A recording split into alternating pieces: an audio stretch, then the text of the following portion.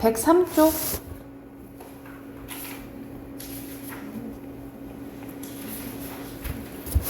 103쪽 보면은 소설의 3요소 선생님이랑 했던 거 기억나지 그지?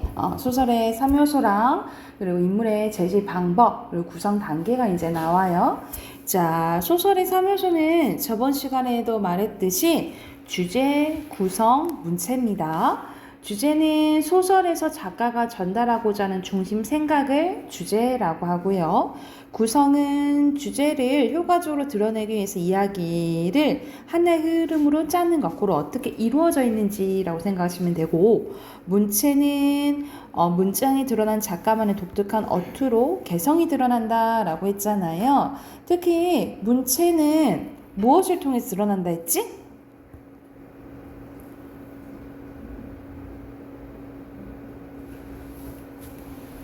무엇을 통해서 드러난다 했죠? 글씨체요. 어떻게 서술되어 있는지, 그리고 대화, 그리고 묘사, 이걸 통해서 문체가 드러난다라고 보시면 되고, 이 문체의 종류에는 크게 오른쪽에 보면 만연체, 간결체, 예스러운 문체 나오네요. 예스러운 문체는 말 그대로 얘는 뭐 한자, 옛글을 보는 듯 같은 느낌이고, 만연체는 특히 이제 조금 문장이 길어요. 그래서 좀 차분하고 설명한 듯한 느낌을 준다라고 보시면 되고, 간결은 짧은 문장이에요. 그래서 속도감과 긴장감을 느끼게 해준다라고 보시면 됩니다. 그래서 대표적으로 만연체, 간결체 보시면 되겠죠. 그리고 이 소설의 구성의 3요소가 인물, 사건, 배경이죠. 그렇죠? 인물은 소설 속에 등장하여 사건을 일으키는 사람 또는 동물이 될 수도 있고, 사건은 인물들이 둘러싸고 벌어지는 일, 고로 갈등, 배경은 사건이 일어나는 시간과 장소, 역사적, 사회적 상황을 얘기한다 했지. 그래서 시간과 장소를 묶어서 어떤 배경이라고 했죠? 시공 맞죠? 그렇구나. 자연적 배경이고요. 사회 역사적 상황, 이거는 뭐 사회적 배경 뭐 이렇게 얘기도 해요. 뭐 시대적 배경 이렇게 얘기하기도 하는데, 그래서 배경은 이렇게 크게 두 가지로 나뉘어진다라고 기억을 해두시면 됩니다. 자, 소설의 구성 단계입니다. 한 편의 소설이 인물이 등장하는 것부터 사건이 벌어지고 해결되기까지 일정한 단계에 따라 구성돼요. 그래서 발단, 전개, 위기, 결정, 결말, 이렇게 수준이지, 그치? 이렇게 올라가는 건 뭘 표시한 걸까? 그리고 내려가네요? 이건 뭘 표시한 걸까?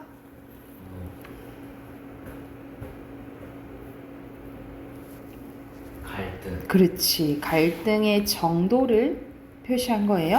자, 먼저 발단입니다. 사건이 시작되고요. 인물과 배경이 소개되고요. 어떤 사건이 일어날 것 같은 사건의 실마리가 제시된다라고 보시면 되고요.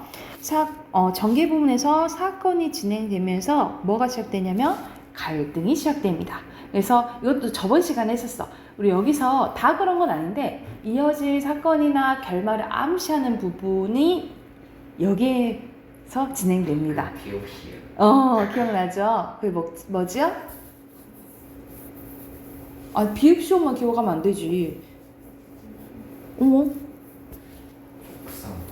복선이 제시되기도 해요. 복선이 제시되기도 하고. 자, 갈등이 심해지고 긴장감이 생긴 거 위기. 갈등의 최고조가 뭐예요? 절정이죠.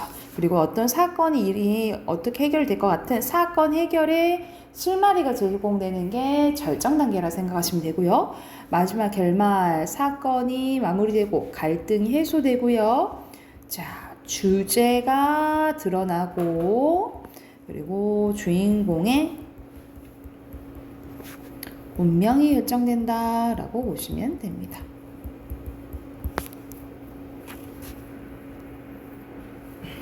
이해가 됐을까요?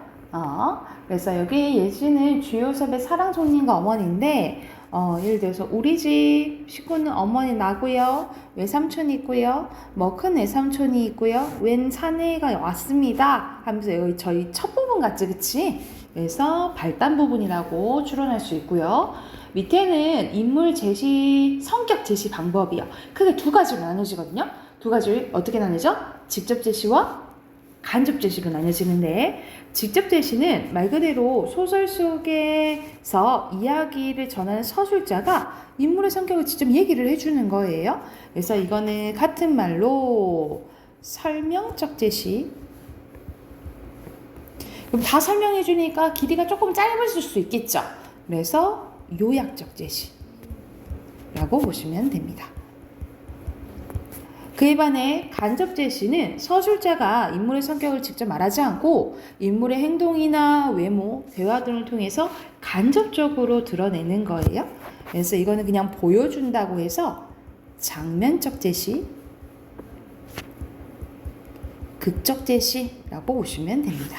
그래서 여기서는 전광용의 커피딴니 캡틴 리에 대한 설명인데, 그는 새로운 환자의 초진에서는 병이 우선 앞선 그 부담 능력을 감정하는 데서 시작한다.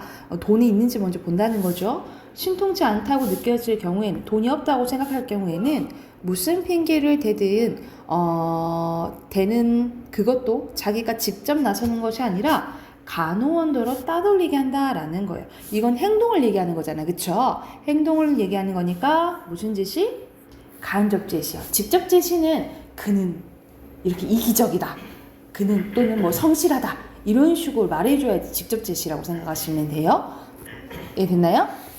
그러면 뒤로 넘겨서 뒤에 8문제 해당하는 문제 풀고 답 확인해 볼게요.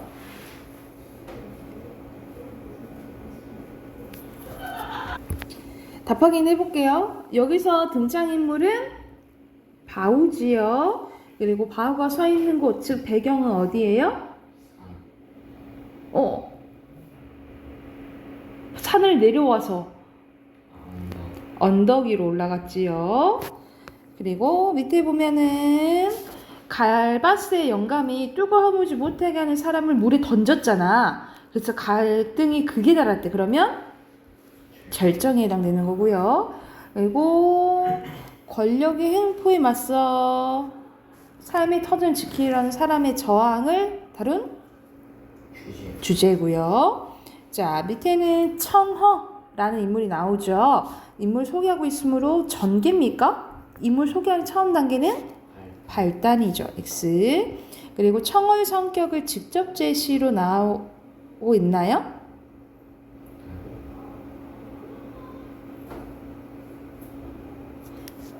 어질고 착했다 그랬죠, 그쵸?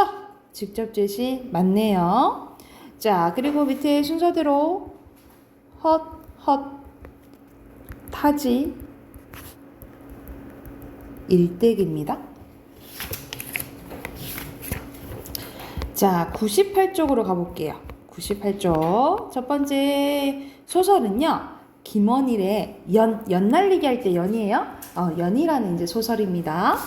자, 우리 집안은 하면 시작해. 그러면은 설명하니까 거의 처음 부분 같죠, 그쵸? 우리 집안은 일찍부터 논이나 밭대기 한두 롱도 가져본 적이 없었으므로 아버지는 낫이나 호미 한 자루 잡아보지 않았대요. 그러니까 여기서는 우리 집안의 집안 형편을 알 수가 있는 거지. 그렇게 넉넉하지 않았고 아빠가 일을 해 안 해? 안 했어요. 그렇다고 일정한 직업을 가져본 적도 없었다. 1년을 따져 평균 9달은 집을 떠나가 어디론가 떠돌아다녔고 완전 자유로운 영혼이었던 거야. 집에 붙어있는 나머지 딸은 낚시로 소일거리를 했대요. 이태 전, 2년 전까지만 해도 봄까지는 우리는 읍내에 있는 장마당 시장 부근에 살았는데 그때 역시 엄마는 근동 장터를 떠돌며 어물 장사를 했고 아버지는 읍내에서 4km 정도 떨어진 지금 우리가 사는 주남 저수지에 낚시를 다니며 늘 집 떠날 궁리만 하고 지냈다라는 거야. 새마을 도로가 확장되는 통에 우리가 새든 읍내 장터 집안에 헐리게 되자 아버지는 어머니를 졸라 주남 저수지 옆 민시별체로 이사를 오게 됐다는 거죠. 주남저수지는 우리나라에서 알아주는 철새 도래자인가? 내가 새를 좋아하거든. 이렇게 얘기를 해요. 그러면 새랑 사실 아버지가 새를 좋아한다 했잖아, 그치? 그러니까 새랑 누구랑 비슷한 거야? 아버지랑 비슷한 거예요. 왜? 새는 훨훨 자유롭게 날아다니잖아, 그치? 그러니까는 아버지는 뭘 갈망하는 사람인 거야? 자유를 갈망하는 사람이라고 생각하시면 돼요. 아버지가 말했다. 당신이 자 땅으로 걸어다니는 게 철새인게 날아다니는 철새가 좋겠지. 그런데 새 구경하는 것도 좋지만 그 구경 댕기면 밥이 생기요, 떡이 생기요. 그러니까는 엄마가 생각하기에는 자 약간 생활력이 좀 있었으면 좋겠다라고 얘기를 하는 거지, 그치? 무조건 밥벌이는 해야 된다라고 얘기를 하는 거야. 엄마는 말도 대잔치 하는 소리란 듯 한숨을 내쉬며 돌아서고 말았다. 그거 말고도 관리 민심알이 타지에서 오는 낚시꾼들 뒷바라지 해주면 찬값, 그러니까 반찬값 정도는 번다 않카나? 나 반찬값 볼게. 이렇게 얘기를 한 거야. 엄마는 그쪽으로 이사 가면 당장 장사 다니는 길이 먼 줄 알면서도 어떻게 아버지가 집에 눌러 있을까 싶었던지 그 말에 선선히 동의했다는 거죠. 그러니까 엄마는 아버지가 그래도 좀 집에 있었으면 좋겠다라고 생각한 거야. 하도 나다니니까. 그러나 주남저수지 쪽으로 이사와서 보름을 채 못 넘기고 아버지는 슬그머니도 집을 떠나고 말았는데, 그러니까는 아버지는 어떤 주냐면 약간 우리가 떠돈을 어디 떠돌고 정차하지 못하는 것을 역마라고 해요. 그래서 아버지는 이제 역마살이 가득가득한 사람을 생각하시면 되겠지, 그치? 부산과 마산의 낚시꾼들이 떡밥은 물론 술이며 안주 접시까지 심부름시키는데 아버지는 더 참아낼 수 없었다라는 거예요. 더러운 세상, 나쁜 놈들이라며 전에는 입에 담지 않던 욕설을 술김에 종종 내뱉더니 기어코 그 떠돌이병에 발동이 걸렸다. 늘 궁금한 일이지만 아버지는 집을 떠나 떠돌 동안 숙식을 어떻게 해결하고 다니는지 알 수가 없었다. 그로부터 2달 뒤 여름이 끝난 무렵부터야 아버지는 돌아왔는데 그 행렬 끝에 무슨 결심을 굳혔는지 도배산 자락을 덮인 민신의 대나무 밭에 굵은 데 몇 그루를 쪄와 방편을 만들기 시작했대요. 약간 방편도 앞에서 말한 뭐랑 비슷해? 새랑 비슷하죠. 날아다니는 거잖아요, 그치? 내가 어릴 때 아버지는 더러 방편을 만들어주기도 했지만 근래엔 한 번도 없던 짓거리였대. 대나무를 가늘게 쪼개 햇볕에 말려선 장두칼로 다듬고 한지에 바람을 뚫어 거기에 5개 대깨비를 붙여 방편을 만드는 솜씨는 아버지가 지닌 유일한 기술 같아 보였다.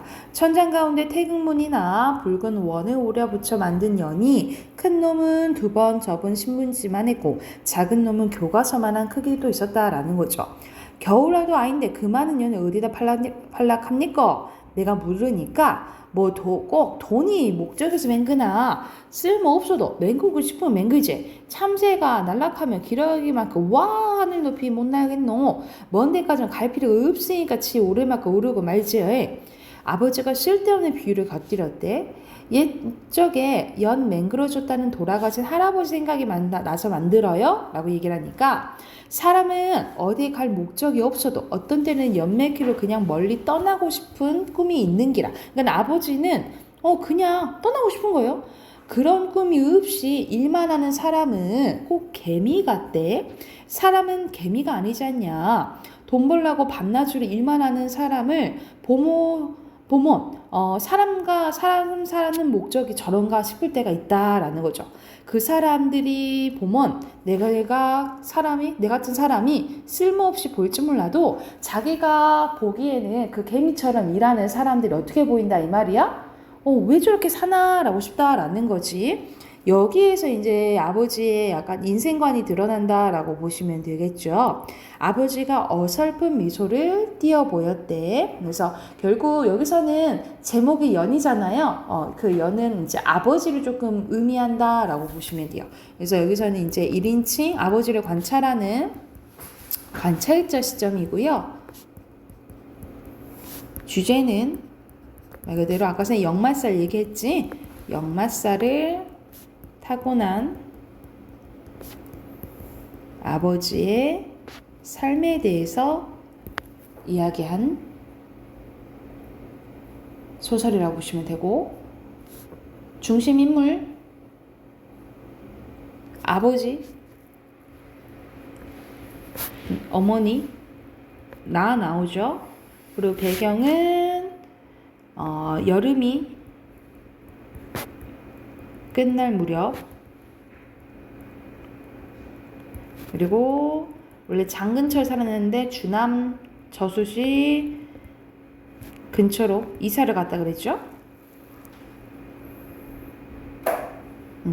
그래서 연은 바람 부는 데를 막 날아다니잖아, 그치? 그래서 이 연이 의미하는 것은 아버지의 삶을 의미한다라고 참고하시면서 밑에 네 문제 한번 풀어보세요.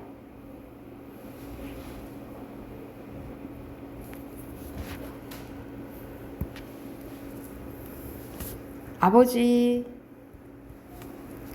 주남, 저수지고 2번에 몇 번? 4번. 3번에 1번 1번. 낚시하던 곳이지 거기는. 4번에 연이지요? 연 쓰시면 돼요. 자, 두 번째 거 가볼게. 여기서는 착한 사람 문성현이라는 소설입니다. 주인공이 문성현이겠죠, 그쵸? 바로 봐보면 희망이라는 소제목이 나와 있네요. 훗날 문성현이 이런 식으로 나와요. 그러면은 3인칭이잖아, 그치? 3인칭이고, 그래서 여기서는 전지적 작가 시점이에요. 전지적 작가 시점을 참고하면서 보면 어른이 되어서 자신의 기억을 더듬어 올라갔을 때 가장 어린 날의 광경은 막내 동생 승현의 돌날이었으니 그가 8살 때였다는 거야. 8살 때 이제 자신의 기억을 이제 회상한 거죠. 그때 그는 방 안에 혼자 누워 있었는데 흥겹게 주위를 둘러보았다. 아무도 곁에 없었다. 얼마나 울어 젖혔는지 목이 잔뜩 쉬어 있었다. 사람들은 모두 문 저쪽에 모여 떠들고 있었대요. 뭘 잡나 보자고. 돈을 잡아 재벌이 되려나, 책을 잡아 학자가 되려나, 잡는다 잡아, 아따따 화리다, 칸 장군이 되려나, 젖이 저아. 사람들의 웃음소리가 왁자하게 들려왔다. 성현은 계속해 울려고 했대. 그런데 갑자기 울 수가 없었대. 여느 때 같으면 그는 누군가 나타날 때까지 마구 몸부림을 치며 울었을 것이다. 아무도 자신처럼 뻐쩡대며 울지 않는다는 것을 그는 순간 깨달았대. 나처럼 다 그러지 않네? 라는 것을 깨닫게 된 거야. 자신은 다른 이와 너무 달랐다라는 걸 인지하게 돼요. 다른 사람들은 말을 사용했다. 근데 그는 말을 할 줄 몰랐다라는 거지. 불편할 때나 화가 날 때, 무엇인가 마음대로 되지 않을 때 그는 마구 고함을 지르며 울어젖혔던 것이다. 그날부터 그는 죽은 듯이 조용해졌대요. 절대로 울지 않았다. 불가피한 경우를 제외하고는 소리도 지르지 않았다. 그는 말을 잘하지 못했는데 말을 하려 해도 입이 따라주지 않았대. 답답했대. 그러나 다시는 고함을 치며 울지 않았다. 그러니까 이 사람은 약간 장애를 가지고 있었던 거지, 그치? 자, 자신의 울음소리는 그 누구보다도 스스로에게 너무 끔찍하고 지겨웠대. 그는 벙어리처럼 행동했다. 배가 고파도 대소변을 아랫도로 적셔도 그는 짜증을 내거나 화내지 않았다. 다른 이가 방에 들어올 때까지 그는 다만 참고 견뎌내었다. 그때부터 그는 슬펐대. 울음이 몸 밖으로 터뜨리지 않으니 몸 안에 울음이 고였다라는 거죠. 그러니까 자기가 장애가 있다라는 것에 대해서 인식을 한 후에 이제 슬픔을 이제 느끼게 된 거예요. 자, 그래서 조용해지고 나니 마음이 안정되었다. 마음이 안정되고 나니 그는 자신의 고개가 필요 없이 막 흔들림을 깨닫게 되었는데 오른쪽으로 조금 튼다는 것은 어느새 고개를 어깨 너머로 돌아갔다. 그러니까 이 좀 신체 조절이 좀 잘 안 되는 거죠, 이것도. 그래서 다시 똑바로 하려고 하면 왼쪽으로 휙 돌아가 버렸대. 그는 조금씩 요령을 터득해 갔다. 무엇보다도 침착해야 했다. 마음의 안정이 필요했대. 그러니까 이 사람은 스스로 이렇게 노력을 한 거예요. 천천히, 아주 천천히. 팔다리 역시 마찬가지였다. 펴지지 않는 손가락, 발가락이 어쩔 수 없는 노릇이었지만 마음만 푸근히 진정하고 나면 남이 민망할 정도로 사지가 꼬이지는 않았다. 그리고 그는 입을 다물었대요. 채머리를 흔들면서 해벌려진 입으로 침을 흘리는 것이 얼마나 흉한지 거울에 비친 자신을 보고 그는 깜짝 놀랐대요. 그때부터 그는 참 슬펐다. 벌어진 힘을 다물고 나니 가슴으로 드는 헛헛한 바람을 내쏟을 방법이 없었다라는 거죠. 그러니까 여전히 자기 이제 처지, 자기 외모 보고 지금 슬픔을 느끼고 있는 거야. 그래도 어린 그에게는 희망이 있었는데요. 다른 이와 결코 같을 수는 없지만 너무나 더디고 서투르긴 했지만 그는 조금씩 달라지고 있었다.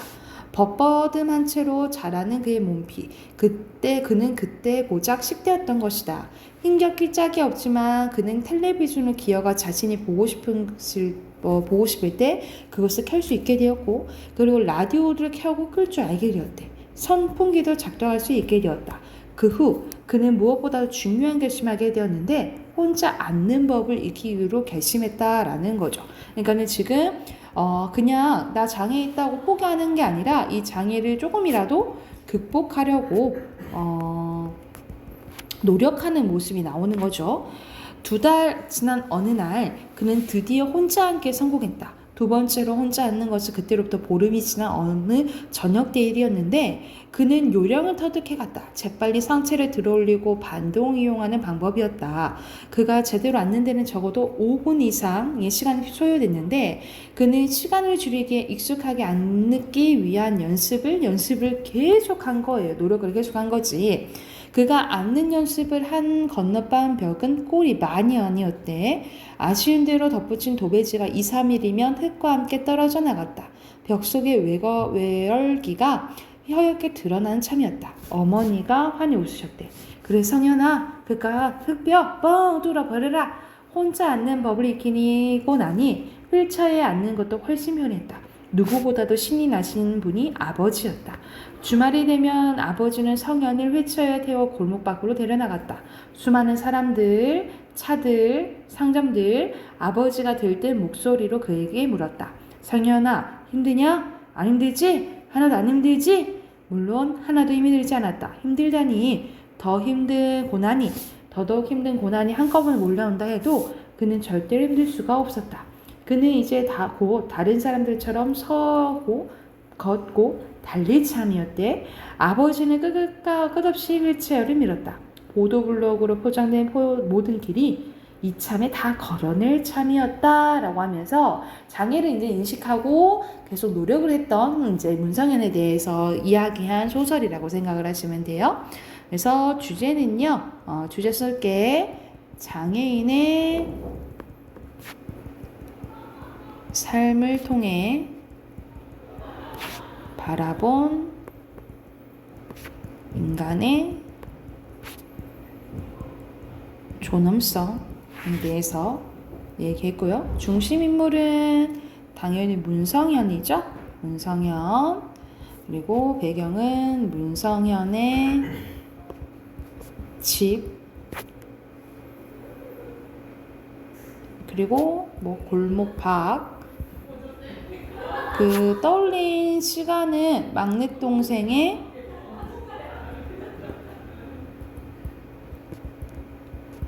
돌날이었죠? 돌날. 그리고 2달 후의 내용이 나온다라고 보시면 되겠죠. 쓰셔지면 뒤로 넘겨서 네 문제 바로 풀어볼게요.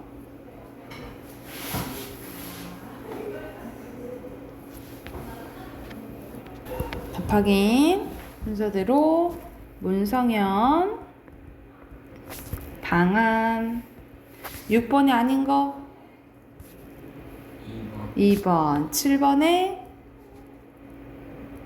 3번. 네.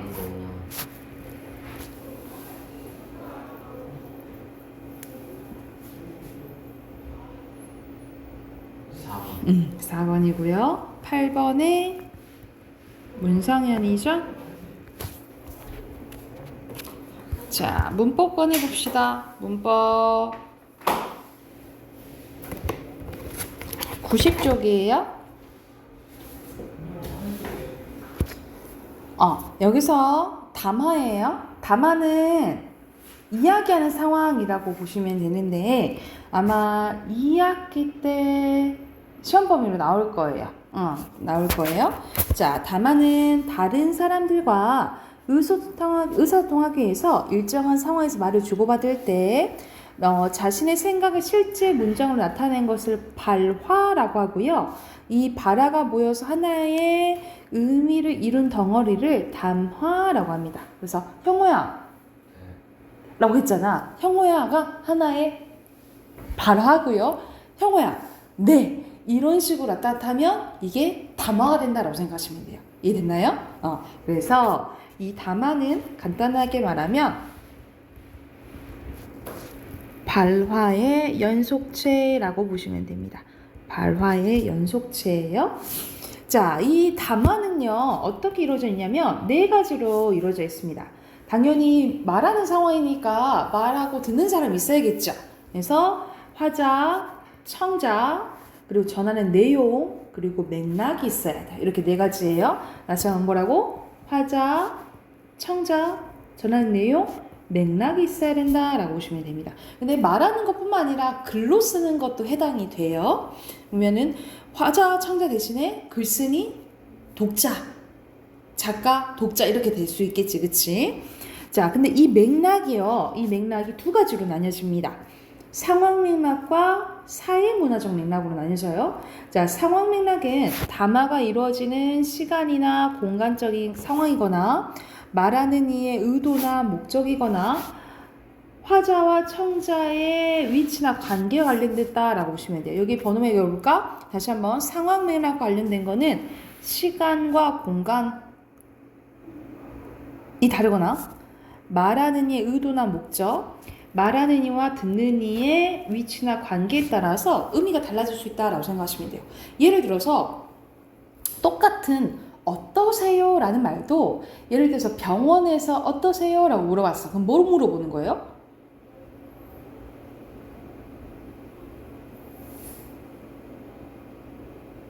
어디가 아프세요? 그치. 만약 식당에서 주인이 어떠세요? 물어봤어. 그럼 뭐 물어보는 거예요? 주문하시겠습니까? 식당에서 어떠세요? 그렇지. 이거 뭐 드시겠어요? 아니면 맛 어떠세요? 이거 물어보는 거잖아. 그치? 이런 식으로 시간적, 공간적 상황이거나 화자와 청자의 관계에 따라 달라질 수 있는 게 상황 맥락이요. 또는 형아 네가 늦었어. 근데 김영호 지금 몇 시야? 지금은 6시 20분인데요. 이렇게 대답하면 되겠어? 안 되겠어? 안 되겠지. 이때 몇 시야는 어떤 의미예요? 왜 이렇게 늦었냐라는 책망의 의미잖아. 이것도 무슨 맥락 관련된 거야? 상황 맥락 관련된 거라고 생각하시면 돼요. 이해됐어요? 이게 상황 맥락이고요. 사회문화적 맥락은 말 그대로 사회문화적 상황이거나 세대, 지역, 성별, 문화와 관련되면 사회문화적 맥락이라고 보시면 돼요. 세대, 예를 들어서 형우가 예를 들어서 할머니 집 갔다 쳐보자. 근데 할머니가 맛있는 김치찌개를 끓여주신 거야. 근데 할머니 김치찌개 너무 맛있어요. 이렇게 말하면 될 것을 할머니 JMT 이랬어. 할머니가 JMT 알아들 수도 있지만 알아듣기 어렵겠죠. 그치? 이런 게 세대 차이 이런 게 사회문화적 맥락. 지역은 말 그대로 사투리 얘기하는 거겠죠. 사투리. 그리고 성별로도 말하는 게 좀 다를 수도 있고요. 문화. 특히 우리는 우리나라만의 문화가 있잖아. 예를 들면 겸손의 문화라고 있다던가 아니면 한 번씩 거절하는 문화가 있다라는 거죠. 요즘은 조금 덜한데 예를 들어서 너 이거 먹을래? 하면은 처음에는 아니 괜찮아요. 먹을래? 괜찮아요. 근데 먹을래? 또 한 번 더 물어보셔야 되는 거지. 그럴까요? 이렇게 되는 거지. 요즘에는 한 번에 다 거의 다 말하잖아. 그런데 약간의 한 번에 이렇게 하지 않는 그런 문화가 있고, 예를 들어서 상다리 부러지게 밥을 차렸는데, 아이고, 차린 건 별로 없지만 많이 드세요. 이런 말 많이 하잖아. 이거 약간 겸손의 문화가 있다라고 보시면 돼요. 이런 게 문화 차이라고 생각하시면 돼요. 자, 그래서 담화의 특성은 이 말하는 이의 의도나 목적에 따라 달라지기 때문에 의도나 목적을 파악해야 되고요. 그러니까는 비 온다라는 거니까 얼른 들어가자는 의미잖아, 그렇지? 우와, 비 온다 하고 여기서는 뭐 놀람의 의미일 수도 있고 또 뭐 비 와서 좋다고 할 수도 있다는 거죠, 그렇죠? 그리고 말하는 이와 듣는 이의 위치와 관계에 따라서 적절한 지시어나 높임 표현도 잘 사용해줘야 되고요. 세대, 지역, 문화 등의 차이에 따라서 사회의 문화적 맥락도 봐야 됩니다. 세대 간의 언어 차이, 지역 간의 언어 차이, 이거 사투리라고 했죠, 그렇죠? 문화에 따른 언어 차이, 이걸 봐야지 의사소통이 원활하게 이루어질 수 있다라고 보시면 돼요. 오른쪽 위에 가볼게요. 오른쪽 위에 가보면 자, 담화의 구성 요소 요건 있습니다.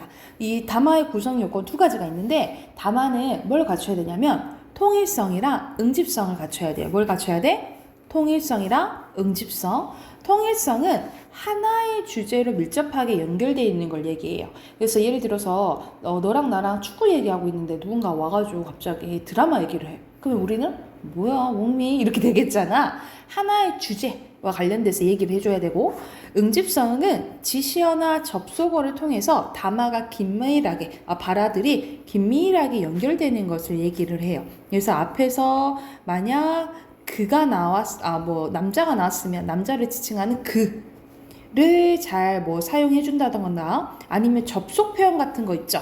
예를 들어서 뭐 그리고 하지만 이런 말들 있잖아. 이런 것들을 잘 사용해서 발화들을 긴밀하게 연결해 주는 걸 응집성이라고요. 그래서 통일성과 응집성을 가지고 있어야 된다라고 보시면 되고요. 밑에는 담화 유형이 크게 4가지 나와 있네요. 정보 제공 담화, 강의 뉴스가 대표적이고요. 호소 담화, 광고, 연설이 대표적이고, 친교는 그냥 인사말, 잡다, 우리 평소에 하는 게 친교가 되겠죠. 약속은 선서, 맹세가 해당된다라고 보시면 돼요. 이건 간단한 이제 담화 유형이어서 뭐 그렇게까지 외울 필요는 없고 이제 구별할 줄만 아시면 되겠죠. 그러면 해당하는 문제 91쪽부터 93쪽까지 문제 한번 풀어볼게요. 하고 답 확인해보자.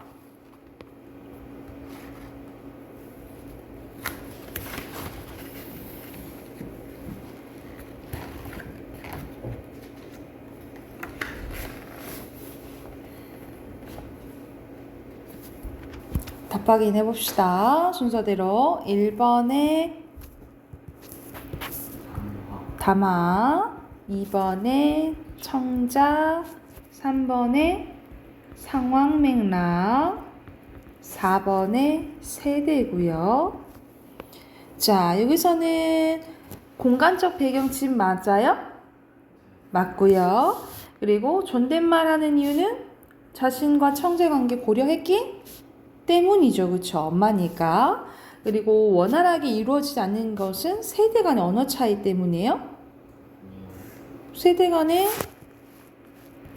언어 차이 맞죠? 수족관을 못 알아들으셨지, 그치? 네. 수족관. 변기가 또라이판이에요. 네? PC방을 수족관이라고. 수족관이요. PC. 그래서 예전에 지금은 아닌데 예전에 애들이 PC방을 은어처럼 물고기방이라 했어요. 진짜요? 네, 물고기방. 진짜 또라이판. 아니, 대체적으로 그랬어. 지금은 이제 그렇게 안 쓰는데, 이제 다 사람들이 아니까. 근데 이제 애들끼리 은어, 말 그대로 PC랑 비슷하잖아요. 그래서 이제 애들끼리 은어로 이제 PC방 대놓고 안 하고, 물고기방, 이렇게 얘기를 했다는 거지. 이거는 세대차에서 맞아요. 그러면, 그렇죠. 라고 만약 한다면, 제대로 파악한 거야? 여긴 칭찬 아닌 거지. X죠. 그리고 여기서는 무슨 차이? 문화에 따른 언어 차이죠. 문화. 1번에 알맞지 않은 거 5번. 2번에요 2번. 땡. 적절하지 않은 거. 다 자신이 자라온 문화에 따라 같은 표현을 다르게 이해할 수도 있겠죠. 우리가 어강 차이도 있잖아. 내가 듣기로는 이 단어가 괜찮은 것 같은데 누구는 기분 나빠할 수도 있고 뭐 이럴 수도 있다 이 말이야.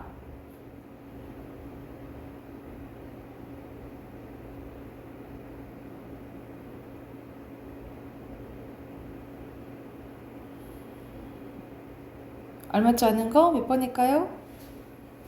없는 것 같은데. 여기서 답은 4번이거든요. 말하는 이와 듣는 이 사이의 거리가 같은 장소도 다른 지시어로 말하는 이와 듣는 이 사이의 거리에 따라 같은 장소도 다른 지시어로 표현할 수 있어요? 맞지 않아요? 여기 저기 하잖아요. 거리에 따라 기보다는 화자와 얘 사이의 거리가 아니고 대상과의 차이죠. 대상과의 거리. 이해됐어요? 화자와 듣는 이의 거리가 아니고 물건과의 거리라고 생각하시면 돼요. 오케이? 물건과의 거리. 그래서 나한테 가까우면 뭐야? 이거.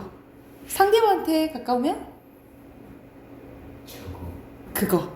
둘 다 뭐냐면 저거. 이렇게 생각하시면 되겠죠. 이 그 저니까. 오케이? 그래서 4번. 3번에 2번. 2번. 4번에요. 2번. 2번? 땡. 여긴 공식적이고 이건 공식적이지 않은 거잖아요. 그쵸? 아, 적절한 거구나. 네. 그럼 딱 보이죠?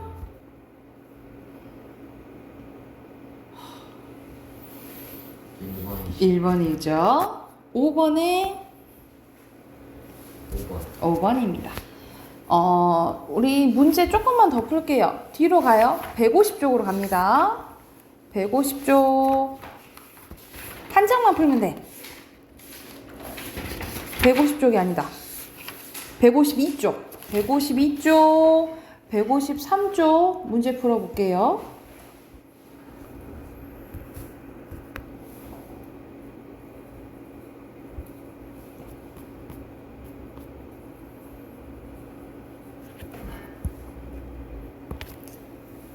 (1번에) 담화 그리고 2번에 지시어, 3번에 의미, 4번에 높임 표현, 5번에 상황 맥락, 6번에 공간적 상황도 담화에 영향을 줄 수 있죠. 그리고 화자와 청자의 사회적 맥락에 따라 담화 의미 달라질 수도 있죠. 그리고 말하는 이, 듣는 이, 바라 맥락 중 한 가지만 골라서 그걸 기준 삼아야 돼. 다 확인해야겠죠. X예요. 지역, 문화, 세대. 12번에 적절한 건요. 3번이고요. 13번에 적절하지 않은 건 3번입니다. 이렇게. 오늘은 여기까지만 할까요? 여기까지 하고 다음 주 화요일 올 때는 단어만 외워오세요.